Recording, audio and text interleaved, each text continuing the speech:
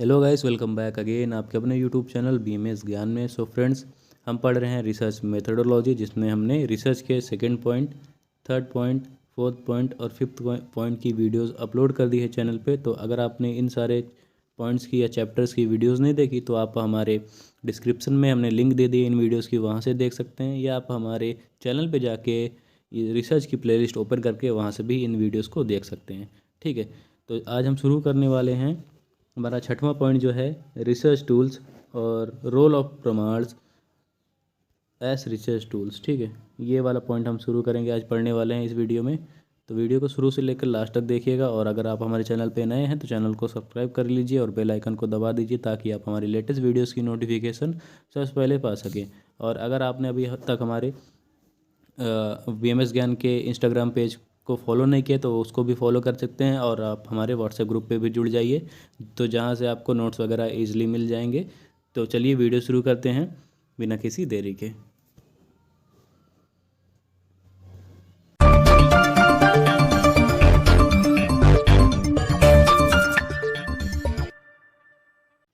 अब हम बात करते हैं आप्तोपदेश प्रमाण के बारे में, जिसको हम टेक्सचुअल रेफरेंस या अथॉरिटेटिव स्टेटमेंट भी बोलते हैं।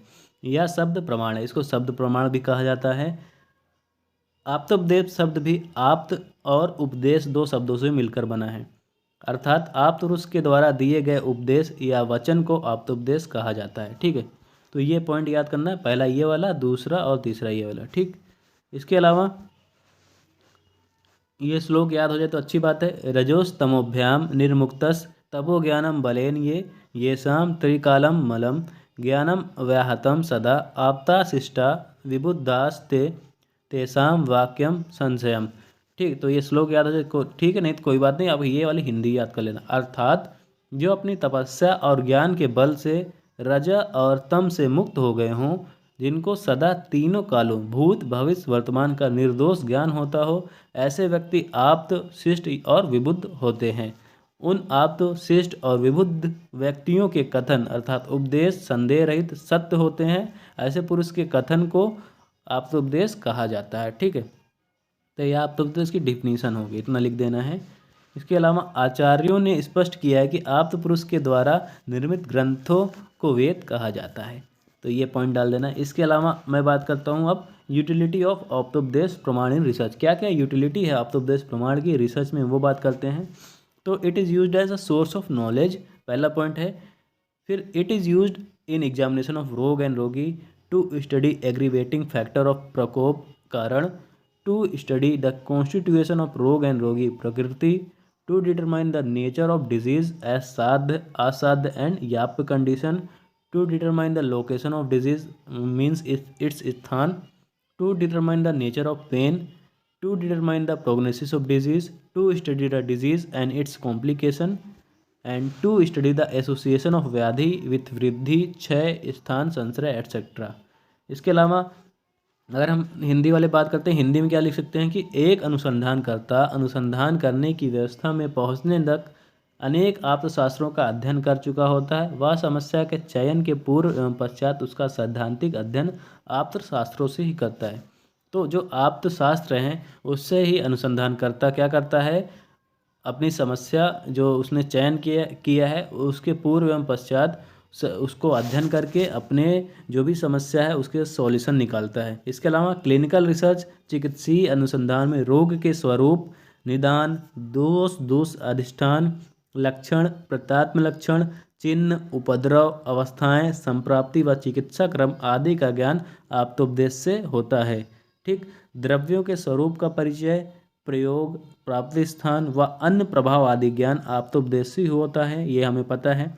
इसके अलावा डेटा एकत्रित करने की विधि, सिद्धांत, स्थान, समस्या, उसका अध्ययन सब आप्तोपदेश से ही होता है। तो इतना पॉइंट लिख देना है, यूटिलिटी में आता है। तो इसमें जो जो सही लगे, वैसे आप ये वाला डाल सकते हैं, पहला वाला, ये वाला, उसके बाद आप हिंदी वाला डाल दें, क्योंकि जो इंग्लिश में यहाँ पॉइंट वाइज बताया गया है वो हिंदी में हमने 2 लाइन 3 लाइन में ख़त्म कर दिया। ये वाला ये 2-3 लाइन वाला खत्म हो गया यहाँ पे, इसके अलावा ये डाल सकते हैं। ठीक है, तो ये हो जाएगा आपका यूटिलिटी ऑफ उपदेश प्रमाण इन रिसर्च। अब हम बात करते हैं युक्ति प्रमाण क्या होता है। युक्ति का प्रमाण को मतलब लॉजिक या रीजनिंग भी कहा जाता है। युक्ति एक गुण भी है और एक प्रमाण भी है। ठीक, पहला पॉइंट ये लिखना है आपको। फिर आचार्य चरक ने युक्ति को एक महत्वपूर्ण प्रमाण के रूप में माना है तथा इनके अनुसार युक्ति ज्ञान का एक साधन है।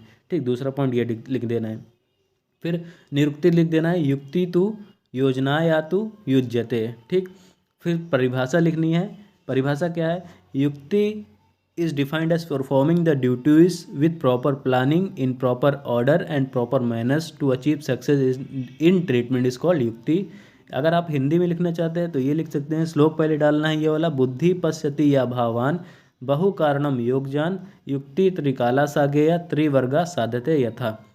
अर्थात अनेक कारणों, ये देखिए, अनेक कारणों के योग से उत्पन्न भावों या विषयों को जो बुद्धि देखती है तथा जिसके द्वारा तीनों वर्गों धर्म अर्थ काम की सिद्धि होती है तथा जिससे तीनों कालों का ज्ञान होता है वह युक्ति होती है। ठीक है, तो चाहे आप इंग्लिश वाला डिफिनीशन डाल दें चाहे हिंदी डिफिनीशन डाल दें, दोनों सही है।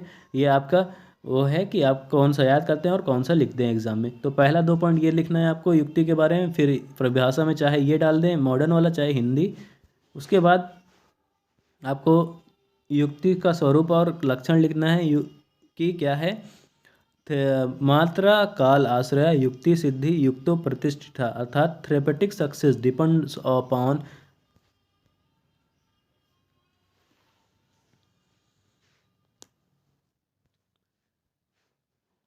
इसके बाद आपको लिखना है युक्ति एज प्रमाण। आचार्य चरक said that with the help of युक्ति one can convert a deadly poison into a life-saving medicine, and if life-saving medicine is used ignorantly, then it may get converted into life-threatening poison.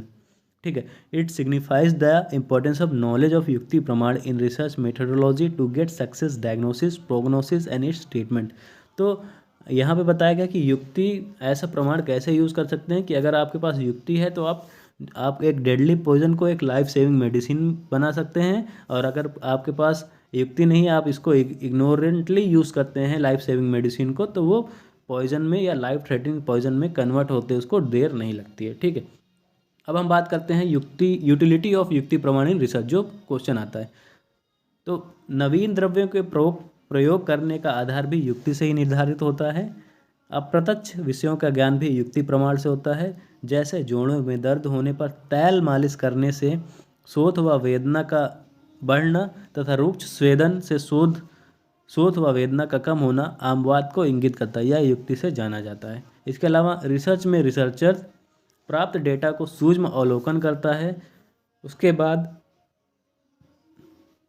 स्वज्ञान व दक्षता से युक्ति लगाकर कार्य कारण सिद्धांत से यथार्थ ज्ञान प्राप्त कर ही निष्कर्ष पर पहुंचता है। यह पूरी प्रक्रिया युक्ति पर आधारित होती है। इस प्रकार डेटा प्राप्त करने में, अनुसंधान पूर्वक परीक्षण करने में, तर्क पूर्वक अनुमान या अप्रत्यक्ष की सहायता से विषय का निष्कर्ष निकालने में, द्रव्य परीक्षण, रोगी रोग परीक्षण, विभिन्न तकनीकी ज्ञान प्राप्त करने, सर्वथा नवीन ज्ञान प्राप्ति में युक्ति प्रमाण ही प्रयुक्त किया जाता है। इतना हो गया आपका युक्ति प्रमाण के अंतर्गत। अब इतना हो गया हमारा प्रत्यक्ष प्रमाण के बारे में हमने पार्ट 1 में बात कर लिया। इस चैप्टर के पार्ट 2 में हमने देख लिया था अनुमान प्रमाण के बारे में। अब पार्ट 3 में हमने आप्तोपदेश और युक्ति प्रमाण के बारे में जाना। तो क्वेश्चन आता है तो आप ऐसे ही लिख सकते हैं, पहले थोड़ा सा बता दीजिए कि ये आप्तोपदेश प्रमाण क्या होता है या प्रत्यक्ष प्रमाण क्या होता है, फिर उसके बारे में उसका क्या यूटिलिटी है या रिसर्च में उसको किस प्रकार से यूज़ किया जा रहा है वो लिख देना है। तो हमने हर उसमें प्रमाण में बता दिया है यूटिलिटी क्या है, तो आप वहाँ से 3-4 पॉइंट निकाल कर आराम से लिख सकते हैं। ठीक है, तो आई होप वीडियोस अच्छी लगी होगी और समझ में आया होगा।